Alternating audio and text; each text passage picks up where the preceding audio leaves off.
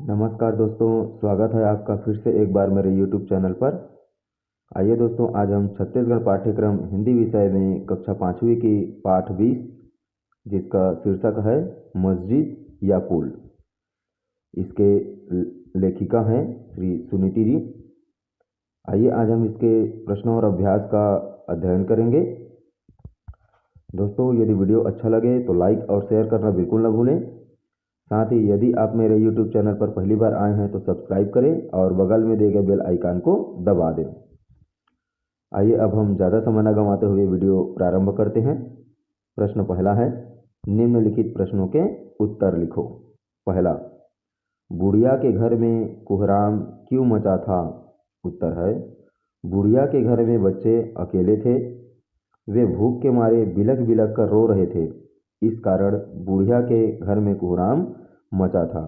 दोस्तों, बुढ़िया जहाँ सामान बेचने गई थी या काम करने गई थी, वो जो है उसके घर से बहुत दूर था और बीच में एक नदी पड़ता है।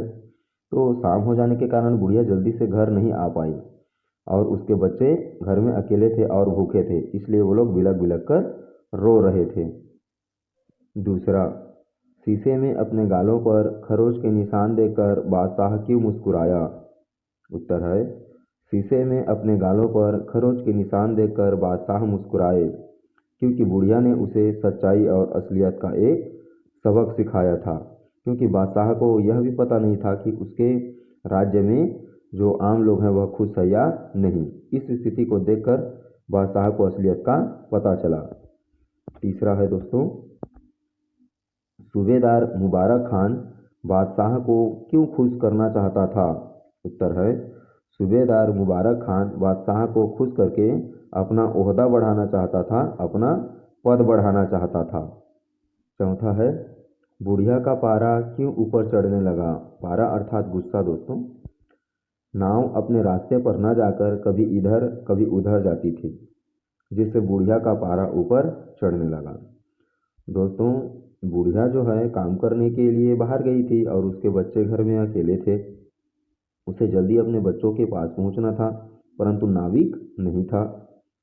तो बादशाह उस बुढ़िया की मदद करने के लिए नाव चलाना चालू किए, परंतु बादशाह को नाव चलाना नहीं आता था, इसलिए वह नाव कभी इधर तो कभी उधर जाता था, जिसके कारण बुढ़िया का पारा ऊपर चढ़ गया। पांचवा है दोस्तों, पुल न होने से लोगों को क्या परेशानी होती थी? तो उत्तर है, पुल न होने से लोगों को नदी पार करने में परेशानी होती थी। ये तो आज के मौसम में भी होता है दोस्तों कि यदि पुल न हो तो नदी पार करने में परेशानी होता ही है। छठवां है, बादशाह ने बुढ़िया को घर तक क्यों पहुंचाया? उत्तर है, अंधेरा होने के कारण कहीं बुढ़िया को ठोकर न लग जाए, इस कारण बादशाह ने बुढ़िया को घर तक पहुंचाया। सातवां है, बुढ़िया को बादशाह पर क्यों गुस्सा आया? उत्तर है, बच्चों को बिलख बिलख कर रोते देखकर बुढ़िया को बादशाह पर गुस्सा आया, क्योंकि बादशाह यदि सीधी तरीके से नाव चलाते तो वह बुढ़िया जल्दी घर पहुंच जाती, परंतु बादशाह नाविक की तरह नाव चलाना नहीं जानते थे, इसलिए नाव इधर उधर जाता था और समय ज़्यादा लगा। आठवां है, अगर बुढ़िया बादशाह को पहचान लेती तो उसका उनके प्रति व्यवहार कैसा होता? उत्तर है, अगर बुढ़िया बादशाह को पहचान लेती कि यही बादशाह है तो उसका उसके प्रति व्यवहार नम्र होता, कोमल होता। दूसरा, कहानी पढ़कर कोष्टक में से सही शब्द छांट कर लिखो। तो दोस्तों, मैंने सही शब्द छांट कर अंडरलाइन कर दिया है, रेखांकित कर दिया है। आप बाकी प्रश्नों को पुस्तक से ही देखकर लिख लेंगे, क्योंकि पुस्तक तो आपके पास उपलब्ध होगा ही। क का उत्तर है दोस्तों, बादशाह के पास बहुत कम समय था। ख का उत्तर है, नक्शे को देखकर बादशाह की बाँछें खिल गई। ग का उत्तर है, मुबारक खान ने झुककर आदाब बजाते हुए कहा। घ है, अरे अनाड़ी, नाव उल्टी ले जा रहा है या सीधी? अंगा है दोस्तों, यह भी पता नहीं कि नाव को मझधार में ही डुबो दे। इनमें जो शब्द रेखांकित है दोस्तों, यही कोष्टक से छांटकर लिखा हुआ सही शब्द है। अगला प्रश्न है दोस्तों, निम्नलिखित मुहावरों के अर्थ लिखो और मुहावरों का अपने वाक्यों में प्रयोग करो। पहला, बाँछें खिलना का अर्थ होगा खुश होना। वाक्य है, अपने लिए नई गाड़ी देखकर प्राची की बाछें खिल गई। दूसरा, धाड़ मार कर रोना अर्थात जोर जोर से रोना। वाक्य है, चोट लगने पर हर्ष धाड़ मारकर रोने लगा। तीसरा है दोस्तों, कुहराम मचना अर्थात दुख से रोना चिल्लाना। बुढ़िया के घर कुहराम मचा था। चौथा है, आंखों में खून उतरना अर्थात बहुत अधिक गुस्सा करना। बुढ़िया के खरोचे जाने पर बादशाह की आंखों में खून उतर आया। पांचवा है दोस्तों, जमीन आसमान एक करना अर्थात पूरी कोशिश करना।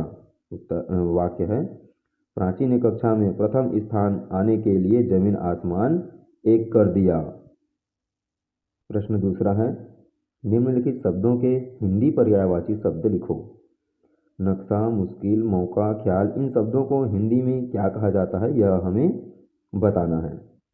तो दोस्तों यदि वीडियो अच्छा लगे तो लाइक और शेयर करना बिल्कुल ना भूलें। दोस्तों यदि आप मेरे YouTube चैनल पर पहली बार आए हैं तो कृपया चैनल को सब्सक्राइब कर दें और बगल में दिए गए बेल आइकन को दबा दें। ऐसे ही कक्षा 5वीं और 8वीं के हिंदी के सभी पाठ का प्रश्नोत्तर, संदर्भ प्रसंग, अर्थ जानने के लिए मेरे चैनल को सब्सक्राइब कर प्लेलिस्ट पर जरूर जाएं। यदि आप मेरे चैनल को सब्सक्राइब कर लेते हैं तो आपको विज्ञान और केमिस्ट्री से संबंधित वीडियो भी प्राप्त जरूर होंगे। आइए दोस्तों अब हम उत्तर देखते हैं। नक्शा को हिंदी में कहा जाता है मानचित्र, मुश्किल को कहा जाता है कठिनाई, मौका को अवसर, ख्याल को विचार, खुश को प्रसन्न, हालात को स्थिति और दुनिया को संसार, फुर्सत को खाली समय।